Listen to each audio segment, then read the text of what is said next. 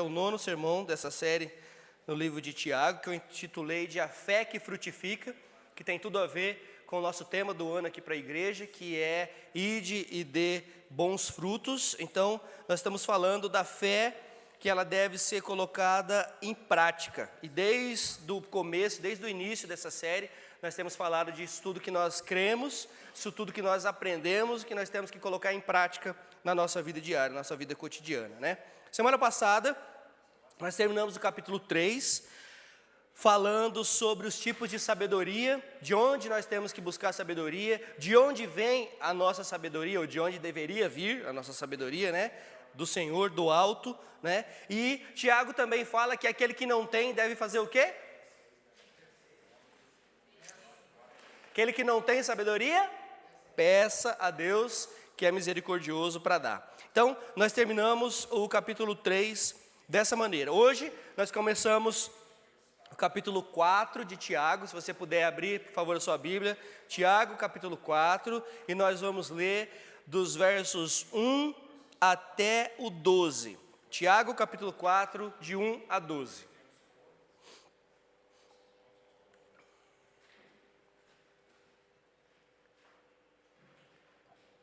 Tiago 4, de 1 a 12. Diz assim a palavra do Senhor. De onde vêm as guerras e as brigas que há entre vocês? Não vêm das paixões que guerreiam dentro de vocês? Vocês cobiçam as coisas, mas não as têm. Matam e invejam, mas não conseguem obter o que desejam. Vivem lutando e fazendo guerras. Não têm porque não pedem.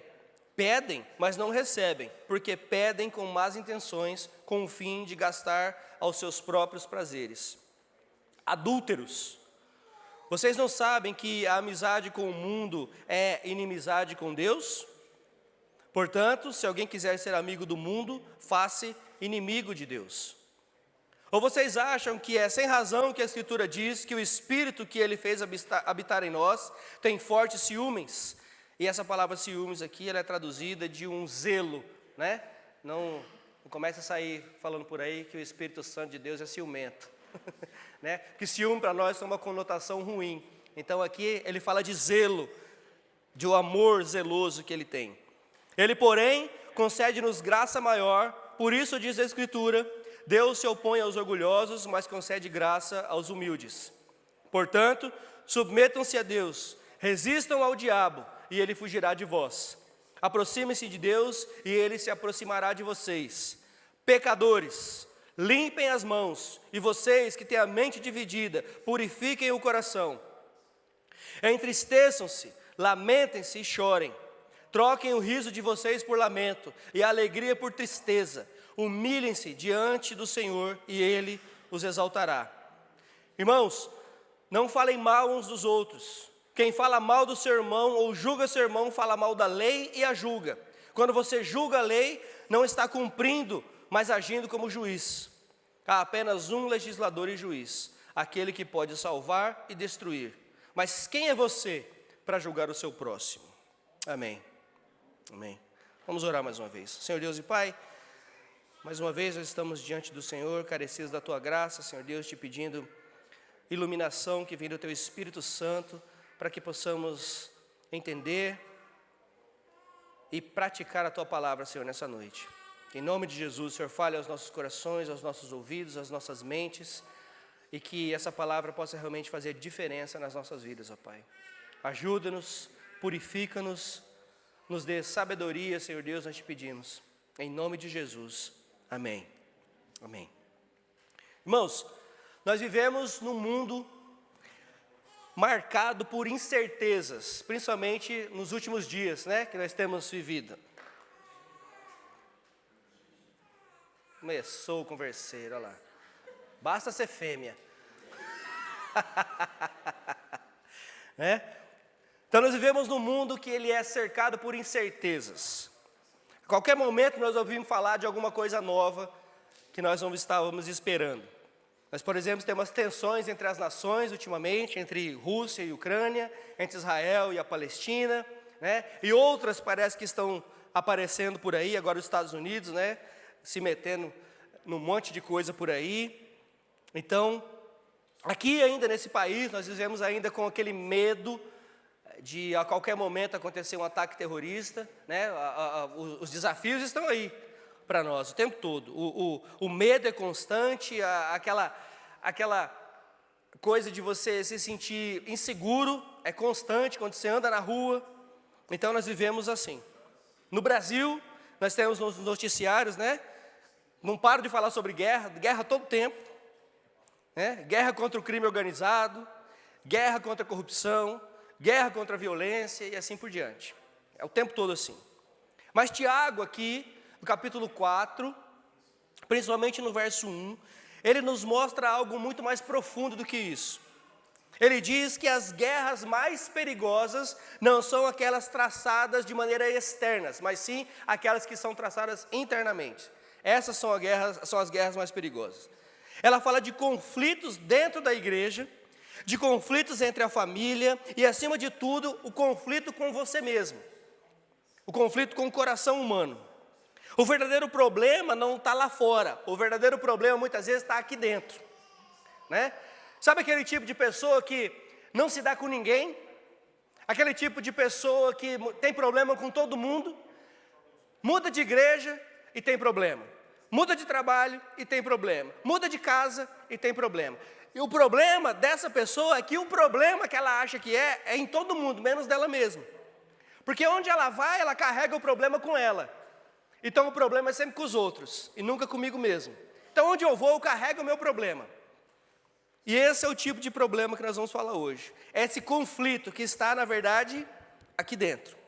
E Tiago começa falando sobre isso. Ele fala sobre o conflito entre irmãos, entre amigos, entre parentes. E isso, infelizmente, é também verdade para nós. Isso não é novidade. Vocês lembram lá de Gênesis 13, o conflito que aconteceu na família de Abraão, entre os pastores de Abraão e os pastores de Ló? O conflito foi tamanho que eles tiveram que se dividir, eles tiveram que se separar. A coisa estava indo bem, a terra estava prosperando, o gado estava crescendo, o rebanho estava crescendo, as famílias prosperando, mas houve um conflito tão grande entre a família que eles precisaram se separar. E Abraão diz para Ló: olha, escolhe aí o lado que você quer ir, o lado que você escolheu, eu vou para o outro lado. E foi isso que aconteceu. Depois teve outro conflito entre dois irmãos, Jacó e Esaú. Conflito é na família. E mais adiante, Absalão, lembra de Absalão, filho de Davi? Planejou matar o seu próprio pai, porque ele queria o reino de Israel. Então nós vemos esses conflitos na família. No Novo Testamento, Paulo escreve aos Coríntios acerca desses conflitos. 1 Coríntios 6, ele denuncia alguns processos judiciais entre irmãos dentro da igreja. Ele fala o seguinte: vocês não são irmãos? Vocês não pertencem à mesma família em Cristo? Por que vocês têm que ir para tribunal lá fora para resolver os conflitos entre vocês? Por que vocês não se resolvem? Por que vocês não têm sabedoria para se resolver? Paulo denuncia isso. E depois em Gálatas, capítulo 5, verso 15, a mesma coisa ele diz: vocês estão se mordendo e se devorando. Palavras fortes, vocês estão se mordendo e se devorando. E Tiago já tinha tratado disso antes, nós já estudamos juntos. Tiago 2, por exemplo, Tiago condena a acepção de pessoas dentro da igreja. Tiago 3 falou sobre o poder destrutivo da língua. Lembra que nós falamos há 2 semanas atrás sobre o poder destrutivo da língua? A língua, alguns dizem, é o órgão humano, ou o músculo do corpo humano mais poderoso de todos. Tem o poder de destruir. Infelizmente, essas guerras acontecem também no nosso meio. E há quem diga: mas é culpa do diabo.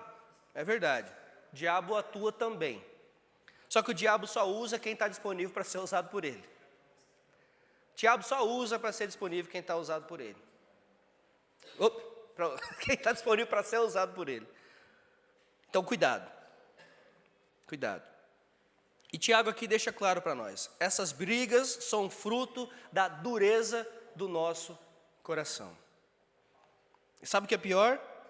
Tudo isso envergonha o nome de Cristo, envergonha a igreja de Cristo, atrapalha o evangelismo, corrompe o testemunho da igreja, divide os irmãos e desanima os que estão tentando fazer algum tipo de trabalho na igreja.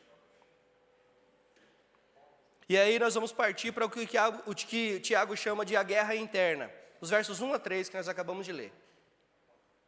Sejamos honestos. Muitas vezes o nosso maior inimigo é aquele que você vê refletido no espelho quando você acorda de manhã. Esse é o seu maior inimigo. Tem uma história de um pastor norte-americano que ele anunciou que no próximo domingo haveria um funeral na igreja. Ele anunciou que haveria um funeral. Alguém morreu. E essa pessoa era um inimigo da igreja. E todo mundo ficou, morreu alguém que era inimigo da igreja e o pastor vai fazer o funeral dele dentro da igreja? E o pastor convidou a igreja toda para aparecer, não falou o nome de ninguém. E aí todo mundo chegou para o culto fúnebre, todo mundo de preto, como tem que ser. E aí o caixão lá no meio do corredor, e o pastor falou assim, olha, eu quero que você saia do seu lugar e venha dar uma olhada no rosto dessa pessoa que está aqui nesse caixão, morto. E todo mundo saiu do seu lugar, olhava ali e saía chorando. Olhava ali e saía chorando. Olhava ali e saía chorando. Ao final, ele prega um sermão acerca dos inimigos internos, da morte espiritual. E aí, ele explica o porquê daquele culto fúnebre. Na verdade, dentro daquele caixão não tinha um morto, mas havia um espelho. Todo mundo que chegava ali se via refletido naquele espelho. Esse é o inimigo. Esse aí é o inimigo da igreja. Esse aí muitas vezes tem sido o inimigo da igreja. Esse aí muitas vezes tem sido o inimigo de Cristo. Esse aí muitas vezes tem sido o inimigo do irmão. Esse aí tem sido o seu inimigo muitas vezes. E o pastor então reflete sobre essa questão. E é exatamente isso. Isso é verdade para nós também. O nosso maior inimigo muitas vezes é aquele que é refletido no espelho quando você se olha de manhã. Warren Wiersbe, ele diz com sabedoria, ele diz o seguinte: a essência do pecado é o egoísmo. A essência do pecado é o egoísmo. A raiz de muitas quedas espirituais não está no diabo, nem nas circunstâncias. A raiz está no nosso próprio coração. Vejamos alguns exemplos. Eva caiu por quê? Porque quis ser igual a Deus. Egoísmo mascarado de ambição espiritual. Abraão, com medo, mentiu sobre Sara para salvar a sua própria pele no Egito. Lembra? Eu falei disso semana passada. Abraão sai com o seu povo e vai para o Egito. Chega no Egito, o faraó vê Sara, acha aquela mulher bonita. E Abraão fala, olha, fala que você é minha irmã. Se você falar que é minha mulher, ele vai me matar para querer ficar com você. E mente, descaradamente. E faraó pega Sara para levar para ele. Depois, com a graça de Deus, ele fica sabendo de tudo e tudo se resolve. Mas houve aqui uma complicação. Uma mentira. Egoísmo disfarçado de prudência. Ah, vamos ser prudentes. Não, é egoísmo mesmo. Ele queria livrar o lado dele. Tiago e João. Lembra de Tiago e João? Discípulos de Jesus pediram os lugares de honra ao lado dele. Um à sua direita, outro à tua esquerda, Senhor. Afinal, nós somos chegados. Né? Nós somos chegados do Senhor. Não podemos ficar pertinho. Egoísmo disfarçado de zelo pelo reino. Então o ponto está aqui, ó. E é impressionante como o egoísmo pode vestir roupa de espiritualidade, não é verdade? Muitas vezes nós somos egoístas e a nossa desculpa é a espiritualidade. Eu só estou querendo ser zeloso, eu só estou querendo ser prudente, eu estou só... É o nosso egoísmo, na verdade, falando mais alto. Ou seja, desejos egoístas, eles geram atitudes erradas, primeiro. Fazemos o que queremos e não o que Deus manda fazer. Geram relações quebradas. Nós tornamos difíceis de conviver. Nos tornamos competitivos, ciumentos, impacientes. Desejos egoístas também geram orações equivocadas. Falamos com Deus como se Ele fosse o nosso servo e não o nosso Senhor. Sabe aquelas orações que vocês ouvem? Senhor, eu lhe ordeno. Senhor, eu rejeito isso ou aquilo. Se você ora assim, eu vou te dar um conselho humilde agora. Pare. Você está orando errado. E Tiago diz que você não recebe porque você não sabe orar. E quando você pede errado. Se você tem orado assim, Senhor, eu rejeito, Senhor, eu não quero, Senhor, eu ordeno, Senhor, eu isso, Senhor, eu aquilo outro, pare de orar assim. Seja humilde, é disso que Tiago está falando. Nós precisamos nos humilhar diante da mão poderosa do nosso Senhor. Quantas vezes nós não oramos por amor ao reino, mas motivados por cobiça, vaidade, orgulho, carência espiritual, carência emocional ou espírito de comparação. Eu quero o que o outro tem. E Tiago dá para nós o diagnóstico. Tiago, versos 2 e 3, que nós acabamos de ler. Vocês não têm porque não pedem. E quando pedem, não recebem, porque pedem com motivos errados, para gastarem com seus prazeres. Ou seja, não é só a oração que importa, é a motivação que está por trás dessa oração. Né? Hoje eu brinquei com meu neto e minha neta. O Samuel e a Mariana estavam almoçando na mesa com a gente, e eles estão com a mania de ficar um para o outro. Shut up, shut up, shut up. Eu falei assim, ó, isso é rude. Não manda sua irmã calar a boca, não manda seu irmão calar a boca. Aí o Samuel virou aí depois de um tempo, ele virou para a Mariana e falou, be quiet. Be quiet. Aí ele olhou, tá vendo, vô? Eu não falei shut up. Eu falei, pois é, mas o que importa é a intenção do coração, não é o que sai pela boca. Você está falando, fique quieta, mas a sua intenção é falar, cala a boca. Aí ele, é verdade. Eu falei, pois é. E é exatamente esse exemplo que eu quero dar para vocês hoje. É exatamente isso que nós estamos falando. O negócio é que muitas vezes a oração que nós fazemos, ela não é verdadeira, porque o que importa para nós é o que está behind the scenes, é o que está vindo daqui de dentro. Muitas vezes nós falamos, mas não é aquilo que nós queremos falar. Ou muitas vezes nós falamos de uma maneira que nós só sabemos o que nós queremos dizer. Essa é a verdade. Então, o be quiet, ou shut up, ou cala a boca, ou fique quieto, não importa como é que é dito. Porque o que importa é o que está na intenção dessas palavras. Foi o que eu disse para ele, que eu expliquei para ele. E ele ficou olhando para mim e no final ele concordou. Falou, no fundo você tem certo. Você está certo, vovô. Pelo menos ele não mente, né? Pelo menos ele é honesto. Né? Ou seja, a questão não é a oração aqui, a questão é a motivação por trás dela. E aqui nós precisamos parar e pensar em algumas coisas. Por que eu quero que o meu negócio prospere? Por que eu oro para ser curado? Por que eu peço sabedoria, bênção, crescimento? É para glorificar a Deus? Ou é para me afirmar, para eu me destacar, para eu me tornar o super crente? É para eu mostrar para as outras pessoas que Deus está comigo? Por que eu tenho orado? Qual tem sido a motivação da minha oração?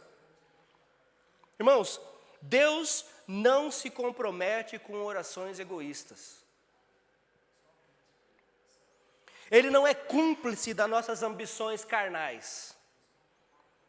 Ele responde orações alinhadas à sua vontade, amém?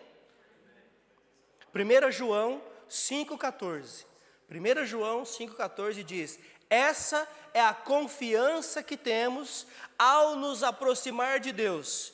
Se pedimos alguma coisa de acordo com a vontade dEle, Ele nos ouve. Essa é a nossa confiança. Se nós oramos pedindo a vontade do Senhor, Ele nos ouve. Irmãos, o nosso coração é um campo de batalha. Nós estamos guerreando o tempo todo, com o que é bom e com o que é ruim, e com a nossa própria vontade, com a vontade do Senhor para as nossas vidas. O tempo todo. Não é à toa que Jesus disse em Mateus 15, 19, do coração procedem os maus pensamentos, os homicídios, os adultérios, as imoralidades, os furtos, os falsos testemunhos e as calúnias. Jeremias também declarou, Jeremias 17, 9, essa nós devíamos saber de cor, Jeremias 17, 9, enganoso é o coração, mais do que todas as coisas, e desesperadamente corrupto. Sabe aquele crentez, aquele jargão crentez? Olha, siga o seu coração.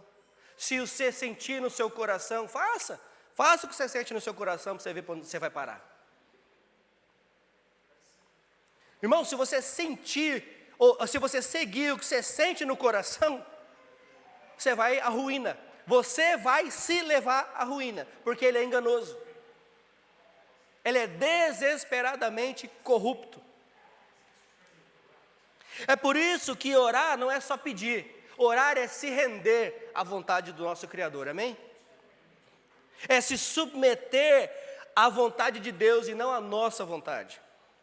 É dizer como Jesus disse no Getsemane, Lucas 22, 42, Senhor, Pai, se possível, passa de mim esse cálice, mas que não seja feita a minha vontade, e sim a tua. Jesus sabe por que veio a esse mundo? Jesus sabia por que veio a esse mundo? Sim ou não? Jesus sabia por que veio a esse mundo? Sabia. Jesus sabia que ia morrer? Jesus sabia que ia ser crucificado? Jesus sabia que ia ser ressurreto ao terceiro dia? E por que ele orou assim? Por que ele orou assim? Porque naquele momento ele estava sentindo a agonia humana. Ele poderia ter muito bem orado, Senhor, livra-me disso, em nome de Jesus, eu ordeno, eu declaro que eu rejeito essa cruz para a minha vida. Não podia? Esse podia ter feito essa oração, porque ele era o Filho de Deus. Esse sim poderia ter feito essa oração. Ele poderia ter falado, eu ordeno que isso passe, eu ordeno que isso acabe, eu rejeito essa cruz da minha vida. Ele poderia. Mas o Senhor escolheu a cruz em nosso favor.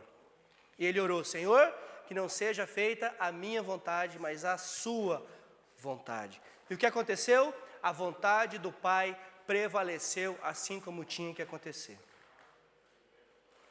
Então, a oração que Deus honra é a oração do coração quebrantado. A oração que Deus honra é a oração do coração humilde, que busca o reino de Deus em primeiro lugar, e não a realização dos nossos desejos carnais. Ah, mas o Senhor já me concedeu tantas coisas. Isso é sinal do quê? Da misericórdia dele. Você tem o que você tem, sabe por quê? Porque foi Deus que te deu. Alguns de vocês talvez entendem isso. Você tem o que você tem porque foi Deus que te deu, amém? E você não tem o que você quer porque não é o que você precisa, porque Ele dá o que nós precisamos. Nós é que queremos outras coisas. É por isso que a Bíblia fala de coração, das nossas vontades, dos nossos desejos carnais. Por favor, não me entendam mal aqui, eu não estou falando que é errado sonhar, não é errado conquistar, é errado você sonhar em comprar uma casa, em construir alguma coisa. Não é isso que eu estou dizendo. O que eu estou dizendo é que nós não podemos colocar os carros na frente dos bois. Então, a oração que Deus honra é a oração do coração quebrantado, humilde, que busca a vontade dEle em primeiro lugar. E outra coisa, nós também, às vezes, queremos guerrear contra Deus. Está aqui dos versos 4 a 10 que nós acabamos de ler. E eu não estou repetindo não, porque a passagem é curta, depois você pode ler em casa, tá? Porque nós muitas vezes estamos em guerra contra Deus também. Talvez a pergunta mais pesada desse texto é, como é possível, prestem atenção nessa pergunta, como é possível um crente que esteja em guerra contra Deus? Como é possível um crente guerrear contra Deus?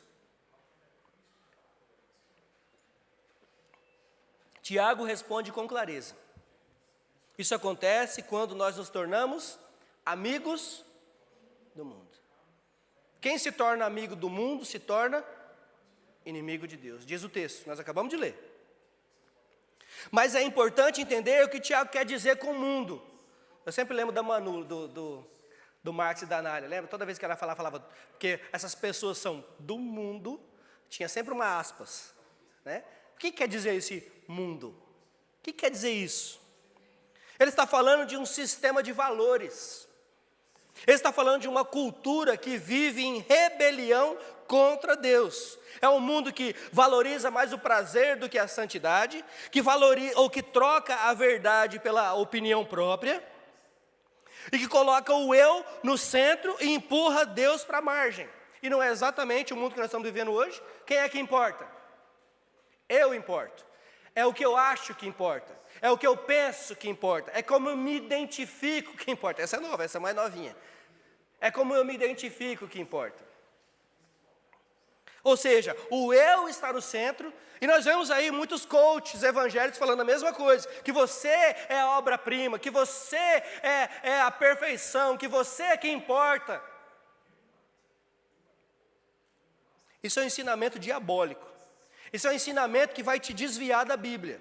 Isso é um ensinamento que vai te apontar para o seu ego. Isso é um ensinamento que vai te apontar para o seu umbigo. E você só vai enxergar você. Você vai esquecer do que está ao seu redor e você vai enxergar você. Isso é um ensinamento diabólico, é errado. É antibíblico. É anátema, como Paulo disse para os Gálatas. Esse não é o evangelho que eu lhes ensinei. Se um anjo do céu ou qualquer outra pessoa pregar um evangelho que não seja o evangelho de Cristo, que seja anátema, amaldiçoado, do diabo. É esse evangelho que esse povo tem pregado. Tiago então está dizendo que quando a igreja começa a absorver, e é exatamente o que está acontecendo, irmãos. Essa carta foi escrita 2000 anos atrás e parece que ela foi escrita hoje, no Jornal da Manhã para nós. Quando a igreja começa a absorver os valores do mundo, as ambições egoístas, os desejos do mundo, ela se torna o quê? Inimiga de Deus. E isso é gravíssimo. E Tiago aqui usa uma linguagem forte, ele fala de adultério espiritual. A igreja é a noiva de Cristo, amém? Ele nos comprou com o seu sangue, ele nos chamou para ter um relacionamento de amor exclusivo com ele. Aqui não tem espaço para ecumenismo, aqui não tem espaço para outros deuses, ele é um Deus, o noivo, o Filho, o Cristo, o Salvador. E ele nos chamou para ter um relacionamento exclusivo com ele. Mas quando nós flertamos com essas coisas que nós acabamos de dizer, com os prazeres, com as suas propostas, com os seus atalhos, nós estamos traindo o nosso noivo. Isso se chama adultério espiritual. E como todo adultério, isso não começa de uma vez. Ele vem de um processo. Começa com pequenas concessões. Começa com uma piscadinha, começa com um sorrisinho, começa com um toquezinho, começa com uma mensagenzinha, e assim vai, e assim chega ao ato consumado. Sabe aquele sorrisinho cúmplice do pecado? Sabe aquele gole inofensivo do que nós sabíamos que deveríamos evitar? Sabe aquele pensamento impuro alimentado em segredo? Sabe aquele desvio silencioso do caminho que ninguém está vendo? Sem alarde, mas cheio de intenções pecaminosas? Isso é adultério. Ninguém acorda num abismo espiritual. A coisa acontece gradativamente. A queda começa com o flerte. A queda começa com você flertando com o pecado. A queda começa com você aceitando princípios ou aceitando coisas que não são bíblicas. O pecado acontece com você aceitando o que a Bíblia diz para você evitar. Paulo disse em Romanos 12:2: não vos conformeis com este mundo, mas transformai-vos pela renovação da vossa mente. Mente transformada, corpo transformado, coração transformado, povo regenerado. Jesus orou exatamente assim ao Pai, dizendo, em João 17:16. João 17:16 diz assim: eles não são do mundo, como eu também não sou. Santifica-os na verdade, a tua palavra é a verdade. Somos chamados para viver nesse mundo, mas nós não pertencemos a ele. Tiago também fala sobre carne, a nossa velha natureza, que está em guerra contra o Espírito, o tempo todo. Essa natureza antiga, ela é egoísta, ela é rebelde, ela é imediatista, e mesmo após a conversão, ela continua lutando por espaço. Se você não passa por esses problemas, eu acho que você já deveria estar no céu. Pode morrer agora, em nome de Jesus. Ué. Se você não passa por esses problemas, que nós todos, seres humanos normais, passamos, você já devia estar no céu, você já está pronto. Porque nós passamos por esses problemas. Nós vivemos lutando contra a nossa própria carne, é uma batalha diária. Resistir ao pecado não é legalismo, irmãos. Resistir ao pecado não é legalismo, é santidade, é busca de santidade. Fugir do pecado não é fraqueza, mas é maturidade espiritual. Fugir do pecado não é fraqueza, é maturidade. Já ouviu a história do pastor? Novo na cidade, jovem, bonitão, uma cidadezinha de 5.000 habitantes, ele saía de casa, ia para a igreja, ele passava em frente à casa de uma moça, e todo dia essa moça estava lá varrendo a porta da casa, de shortinho curto, de bustiezinho lá no Brasil, aquela coisa, e o pastor passava ali, e em um determinado momento a moça começou, bom dia pastor, e o pastor, bom dia, e olhava para o outro lado. Em determinado momento, ele mesmo parou, orou e falou assim, eu preciso mudar de caminho. Eu preciso fugir da aparência do mal. Eu sou recém-casado, eu sou jovem, essa jovem é uma moça bonita, e eu estou vendo que ela está flertando comigo, então eu vou fugir da aparência do mal. Ele mudou de caminho, nunca mais passou lá. Isso não é fraqueza, isso é sinal de força, isso é sinal de maturidade. Ele lutou contra os seus desejos carnais. E é isso que nós precisamos fazer. Eu estou dando um exemplo aqui, talvez até chulo, né? Mas é assim que funciona no pecado. O pecado flerta com você, e você flerta com o pecado. Você faz um pouquinho, você olha um pouquinho, você pega um pouquinho, usa um pouquinho, pega um pouquinho, quando você vê, caiu. É assim que funciona. Tiago também menciona o diabo, não esqueça. E ele continua ativo. Vocês sabem disso. E sabe qual é o pecado favorito do diabo? Orgulho. Por que o diabo caiu? Porque ele usurpou o ser igual a Deus. Orgulho. Eu não me contento com o que eu tenho, eu quero mais.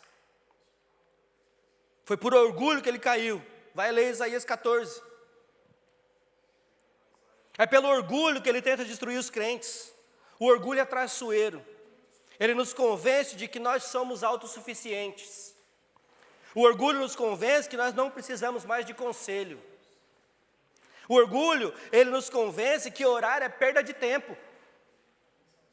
O orgulho nos convence que nós não precisamos mais ouvir, nem se submeter, nem confessar nada para ninguém. Isso é o que o orgulho faz com nós. Mas Tiago não deixa espaço para dúvida. Ele diz no verso 6, que nós acabamos de ler: Deus resiste aos soberbos, mas dá graça aos humildes. Ou seja, onde há orgulho, Deus se opõe. Mas onde há humildade, Deus se aproxima com graça. E graça suficiente para livrar você disso. E se nós queremos experimentar, irmãos, a graça de Deus de forma abundante, nós precisamos descer. Desça. Desça do pedestal do ego, desça do pedestal do eu, desça do pedestal do eu posso, desça do pedestal do eu tenho razão, desça do pedestal que eu é que importo. E nós devemos nos colocar de joelhos diante do nosso Senhor em humildade. E pedir, Senhor, transforma. Senhor, muda. Senhor, trabalhe. Porque eu não gosto do que eu vejo quando eu olho no espelho. Eu duvido que quando você olha no espelho você gosta do que você vê. E eu nem estou falando da sua aparência. A gente não pode gostar do que a gente vê. A gente não pode gostar do que nós vemos quando nós olhamos no espelho. Nós temos que olhar como o Cauã pregou hoje de manhã. Nós temos que acordar amanhã e a nossa primeira oração do dia deve ser: Senhor, como eu posso ser mais parecido contigo hoje? Senhor, o que eu devo fazer para ser mais parecido contigo hoje? Isso começa pela humildade. Porque Ele demonstrou para nós o melhor exemplo de humildade de todas. Mesmo sendo Deus, não usurpou ser Deus, mas se tornou homem e viveu entre nós. E pior, morreu na cruz do Calvário por nós. Pastor do céu, mas você só falou coisa negativa hoje. Não, aliás, eu não, Tiago que está falando. Eu só estou aqui replicando o que Tiago está dizendo. Mas ele também nos dá um escape. Dos versos 7 a 10, ele nos diz como é que nós podemos vencer essas coisas. Ele acusa, ele mostra, ele acusa o pecado, ele mostra o problema, mas ele dá a solução. Dos versos 7 a 10, eu gostaria de ler de novo. Dos versos 7 a 10, ele diz o seguinte: portanto, submetam-se a Deus, resistam ao diabo e ele fugirá de vós. Aproxime-se de Deus e ele se aproximará de vocês. Pecadores, limpem as mãos de vocês e que têm mente dividida. Purifiquem o coração, entristeçam-se, lamentam-se e chorem. Troque o riso de vocês por lamento e a alegria por tristeza. Humilhe-se diante do Senhor e Ele os exaltará. Então Tiago dá para nós a fórmula de como vencer isso. Ele aponta o caminho da restauração. É um caminho de humildade. Primeiro ele diz, submeta-se a Deus. Se você não se submete a Deus, você não tem comunhão com Deus, irmão. Se você não se submete a Deus, você não tem comunhão com Ele. Nem paz com Ele, nem paz com os outros, nem paz consigo mesmo. Coloque todas as áreas da sua vida debaixo da autoridade do Senhor. Outra coisa que ele diz, resista ao diabo. Só quem está submisso a Deus pode resistir às investidas do inimigo.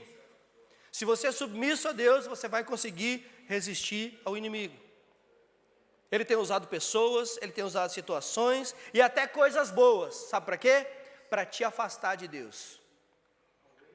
E você muitas vezes usa essas coisas boas que estão acontecendo na sua vida para ter desculpa para falar assim, não, está tudo bem comigo. Não está não. Engana-se se você acha que o diabo só vai te atacar nas coisas ruins da sua vida. Não. Ele usa também coisas boas para te afastar de Deus. Resista. Fique firme. Glorifique ao Senhor. Humilhe-se, Tiago diz. Como diz o Salmo 51:17. Coração quebrantado e contido, ó Deus, não desprezarás. Nós vivemos numa geração que relativiza tudo. Mas o caminho, ou o chamado de Deus é para a santidade, não para o conformismo. E quando eu estou falando de relativismo, nós estamos falando de conformidade, ou de conformismo. As pessoas estão simplesmente conformadas com tudo que está acontecendo. Coisas ruins acontecem, e os crentes viram e falam, mas esse mundo é assim mesmo. As nossas filhas se prostituem e as pessoas falam, mas está tudo bem, é assim mesmo, é o que ela quis. Os nossos filhos fazem coisa errada, você diz, mas todo mundo faz, o que eu posso fazer? Nós estamos ficando conformados com essas coisas. Isso é conformismo. Nossos filhos fazem errado, sabe o que nós falamos? Mas na minha época, meu pai era muito duro comigo, minha mãe era muito dura comigo. Para você que é pai, para você que é mãe, ou para você que quer ser, a pior coisa que nós fazemos com os nossos filhos é deixar que eles façam a vontade deles. Essa é a pior coisa que você pode fazer com um filho. Viu? A pior coisa que seu pai pode fazer por você é deixar você fazer a sua vontade. É a pior. Você vai ser mãe um dia, você vai saber o que eu estou te falando. Me aguarde. Quando você vir, pastor, minha filha está dando um trabalho.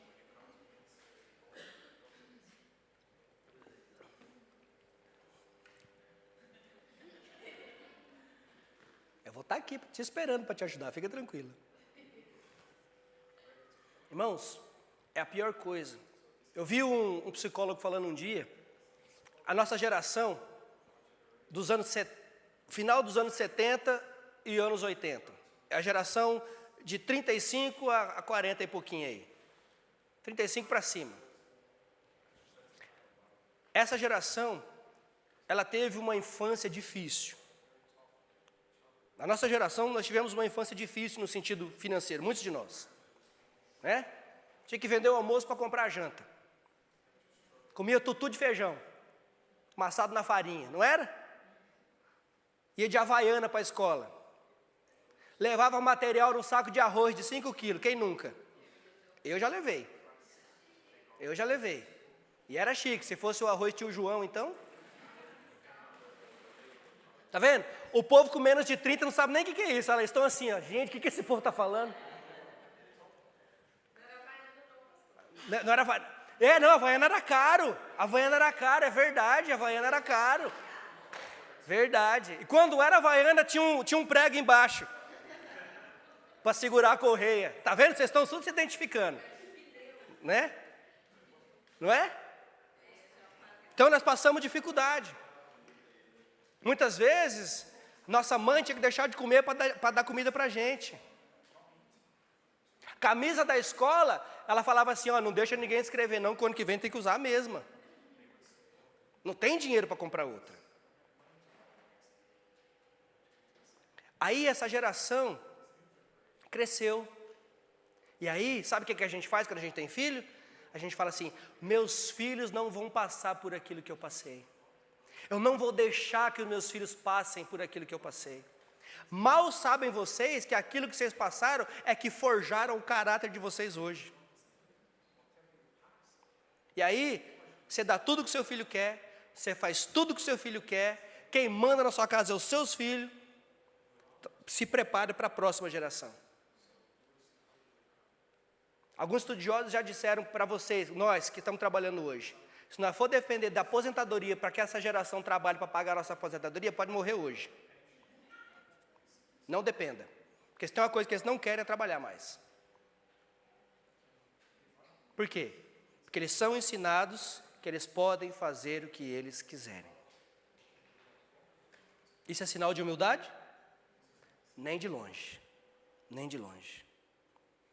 Então, quando nós fazemos amizade com o mundo, que é isso que acontece, nós nos tornamos, então, inimigos de Deus.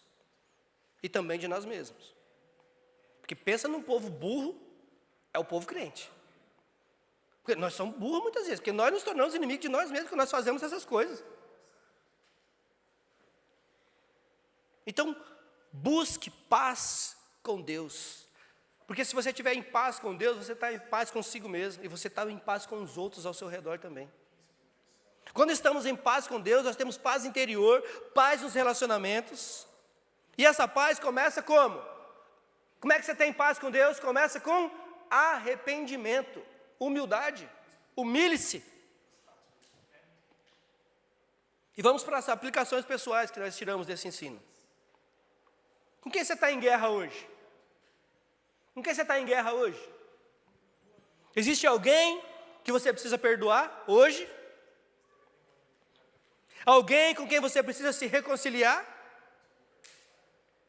Irmãos, não alimenta o conflito. O Senhor Jesus diz que nós devemos ser pacificadores. Busque paz.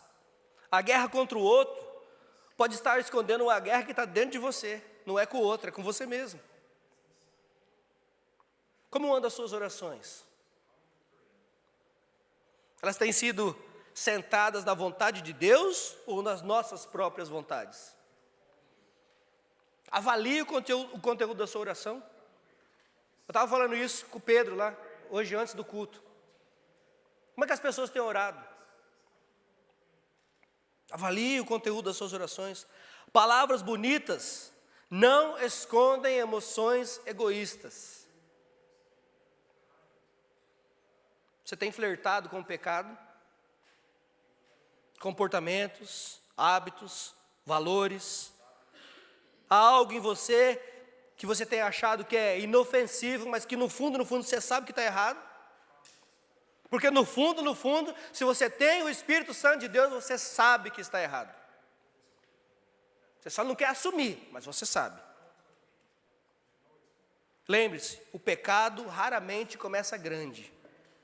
Corte o mal pela raiz. Corte o mal pela raiz. Existe orgulho nos nossos corações. Nós nos temos colocado no centro de tudo. Nós temos dificuldade de nos submeter à vontade de Deus. Lembra, Deus resiste ao soberbo, mas dá graça ao humilde. Faça esse autoexame com sinceridade. Depois, Você está disposto a se humilhar diante de Deus verdadeiramente? A promessa é clara: humilhe-se diante do Senhor e Ele os exaltará. Ele os exaltará.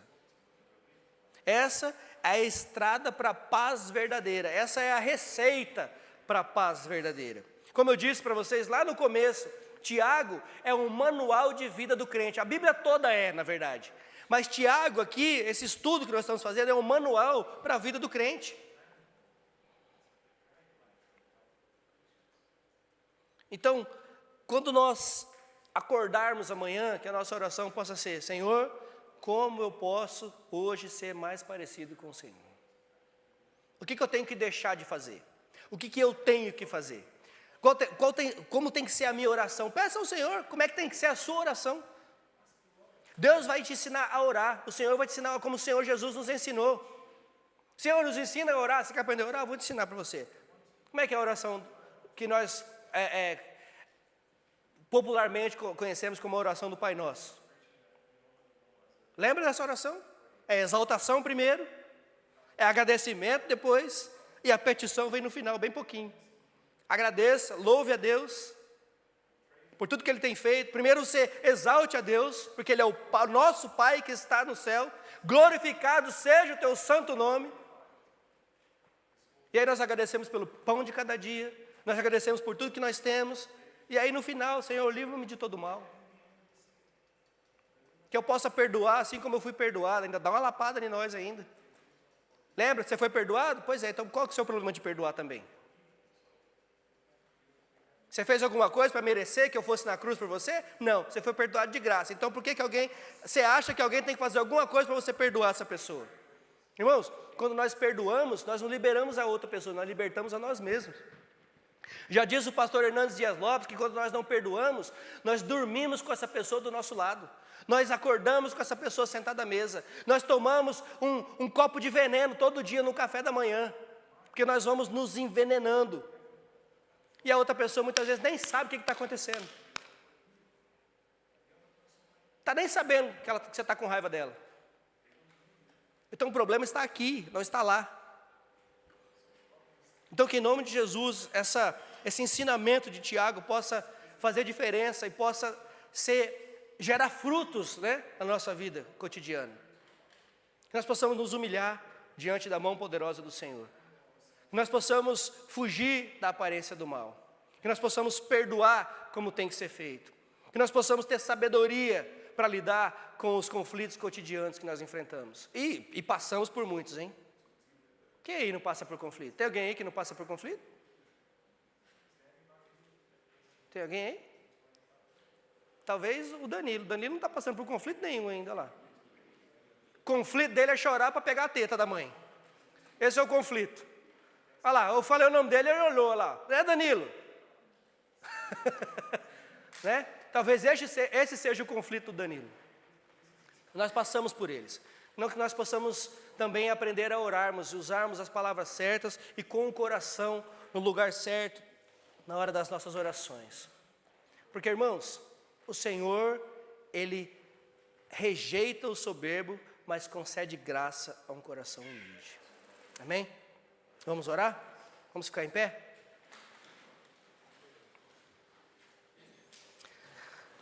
Senhor Deus e Pai, te agradecemos pela Tua palavra, que nos confronta com a verdade e nos chama à transformação. Reconhecemos, Senhor, que muitas vezes temos vivido em conflito com os outros, conosco e até mesmo com o Senhor. Quantas vezes nós alimentamos o orgulho e nos deixamos levar por vaidade, por desejos mundanos que não tem nada a ver com os Teus planos, ó Pai. Hoje, em nome de Jesus, nós nos colocamos diante do Senhor, rendidos aos Teus pés. Nós pedimos perdão pelas guerras que nós começamos, muitas vezes com nós mesmos, dentro da igreja, dentro do nosso lar, dentro do nosso coração. Senhor, ajuda-nos a resistir o diabo, a fugir do pecado, a renunciar às coisas do mundo e a viver sob a Tua graça. Queremos ser um povo humilde, que ama a verdade, que busca a paz e que glorifica o Teu nome, Senhor. Que as nossas atitudes revelem que somos Teus filhos e que vivemos em total dependência do Senhor. Nós nos humilhamos diante do Senhor nesse momento e confiamos na Tua promessa, que Tu vai nos exaltar. Senhor, nós nos colocamos diante do Senhor. Ajuda-nos. Dê-nos sabedoria, mais uma vez eu oro. A sabedoria não firmada em mim ou naquilo que eu conheço, mas a sabedoria que vem do alto, direto do Teu trono. Nos ajude, ajuda a Tua igreja, Senhor. Nós oramos em nome de Jesus. Amém.